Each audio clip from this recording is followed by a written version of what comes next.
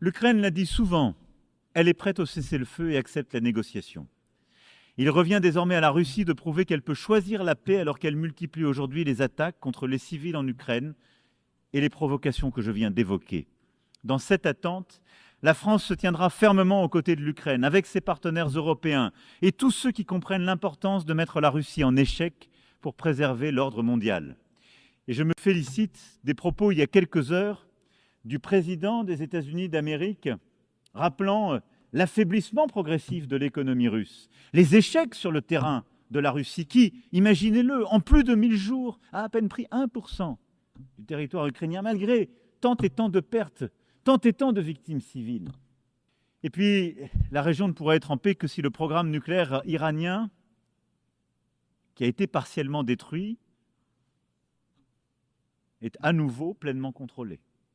C'est pourquoi la France, l'Allemagne et le Royaume-Uni ont déclenché d'un accord commun le processus menant au rétablissement de toutes les sanctions internationales prises précédemment contre l'Iran. Celui-ci porte seul la responsabilité de manquer à ses obligations, mais peut encore décider d'ouvrir les portes à l'AIEA, de faire la lumière sur son stock d'uranium enrichi et d'accepter de nouvelles négociations. Les prochaines heures seront déterminantes.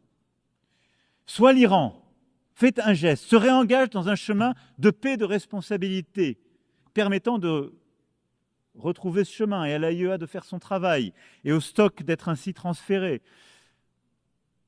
Soit les sanctions devront s'appliquer. J'aurai l'occasion de m'en entretenir demain avec le président Pezeshkian. Sur chacune de ces questions cruciales,